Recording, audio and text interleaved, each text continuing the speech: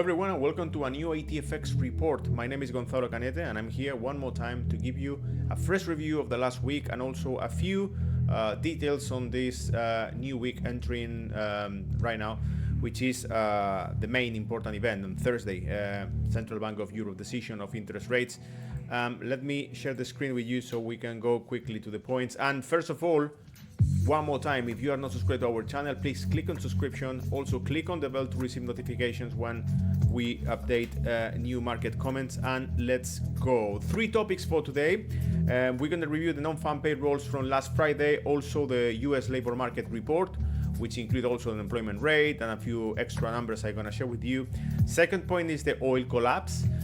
We are going to study the reasons behind the drop on the oil prices, particularly in West Texas and Brent futures. And there is a few topics we will discuss from the supply side and from demand side also. There is both with few different reasons.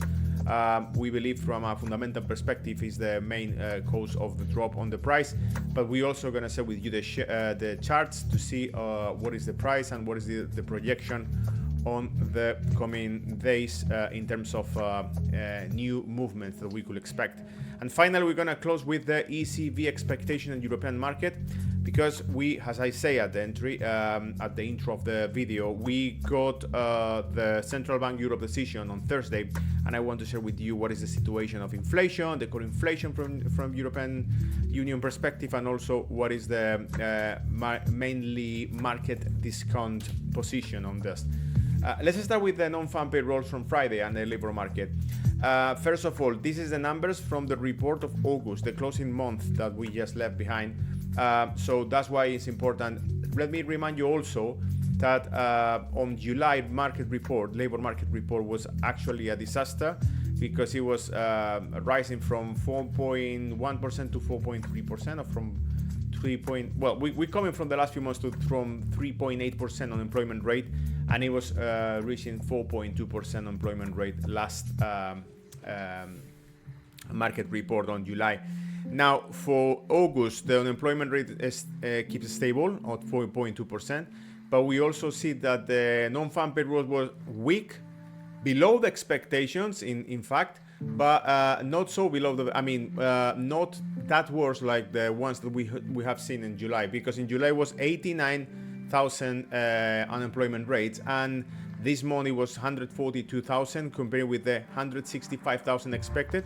So therefore, again, weak because it's below the expectations, but not that weak like the ones in July, which it was a disaster from a employment rate perspective. The main concerns on these numbers, and especially in July, it was, well, hold on a second, if the labor market is dropping that fast, it means that there is a soft landing, which is the main theory spread by Federal Reserve. We are facing a soft landing in US economy, a slowdown in US economy, and therefore everything is going according with the plan. But in July, those numbers actually bring new concerns to the market, which it was, maybe this is not a soft landing, maybe actually the US economy is dropping faster than expected, and we are going into a global recession, because European Union is in economical recession. China is also showing us certain numbers that is not so nice, like for example the weakening of the internal consumption. Also the trade balance of China is getting smaller by the drop in exportation and importation based on the last report. By the way, we will also got the new numbers, those numbers tomorrow on Tuesday.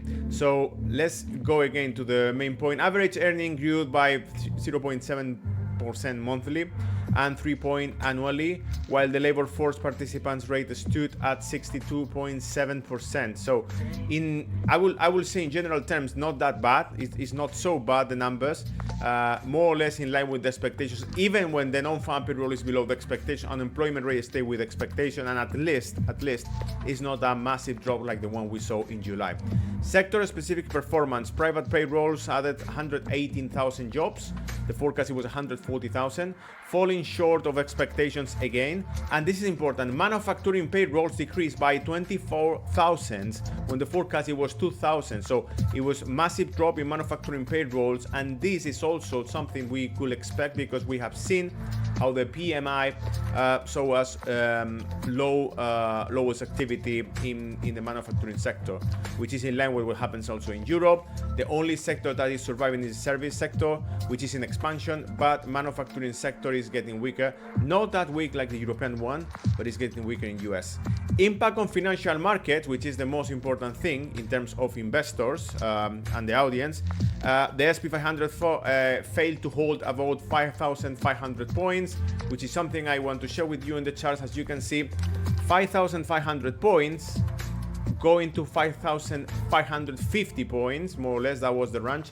It was a kind of support, and it was lost, and they were trying to recover that support last week, and they failed, and it was dropping again below almost 5,400 points. It was the drop, recovering in the last few hours in the futures, because this is the mini SP 500 future. But I believe at some point, if the market, especially in the next hours after the US market is not open, probably we will see the price moving to 5,350 points, which is the new target. And in worst case, if it's still rising, the problem is 5,530, 50 points. It's gonna be a strong resistance now. So that's the main target and the main challenge of the market this week so far. Now going also to the, I put the wrong title here, US non-farm payrolls, obviously from the previous slide. Now we're talking about oil and causes of oil price drop. The decline in oil price can be attributed to several factors, including concerns of the Chinese and US economies. As I say, it's a drop if the expectations of demand, global demand, drop. So we got from supply and from demand perspective, both sides. Both of them could point to a drop in the price of oil. From the demand perspective, because we are still concerned about the US economy is getting slower than expected. We know that the Chinese economy is getting slow, and European economies are completely flat. Is not increasing the volume since the 2022. Rising US crude oil output by OPEC plus delaying planned production increase. We also see that OPEC Plus decide to delay the production increase, which means to keep in place the restriction of the production. But still, the main problem is, for example, countries like Canada out of OPEC Plus are increasing the production of oil, and therefore with new supply to China, and therefore we believe that's the reason why we probably can see that the price is dropping, weak demand, and also an increase on supply by countries like Canada. Current price levels, we have seen $73 per barrel. Analysts predict the oil price could fall to $60 per barrel in 2025. We will see that. If that happens or not depends on the variables I just mentioned. And we also, the drop of oil prices has significant impact for oil producers, global economies depending on energy exports, potentially necessities in economy adjustments in oil producing countries like Saudi Arabia, for example, with is facing also new issues of the debt, public debt, just to find funding the movements, and countries like Russia, and especially the impact goes on those local countries' currencies, right? The price seems to be really clear. We have seen a massive drop here in this area, and I believe if at some point we're gonna probably, considering the levels that we are facing right now, which is 71.50 almost dollars per barrel on Brent, we probably will see $68 per barrel during this week if nothing changes the trajectory or the perspective of the price. In that case, it's an area of support, so we will see probably new buyers coming into the market by $68 per barrel. But if that last price is not capable to resist the prices, it doesn't work like a support, obviously I can see a massive drop, which is the projection of this head shoulder figure, which is massive because it's coming from 2021 and therefore could even pull the price lower than expected, right? And now going to European economy and interest rates, we also can see that the manufacturing PMI improved, but it still is in a contraction area because it's below 50, except in UK and Spain. Outgroup saw a slight increase, but new orders fell sharply. Eurozone inflation rate falls 3 years low, 2.2 in August. but still core inflation is, here it is, 2.8%. Therefore, core inflation is still a concern on the mind of central bankers in Europe. And also we can easily, well, we see recent data show that the economy expand less than initially reported by Q2. So here is the scenario. Core inflation is still 2.8%, which is close to 3%, but still growth rate is going weaker and weaker, and therefore they need to cut the interest rates, which is what the market discussed.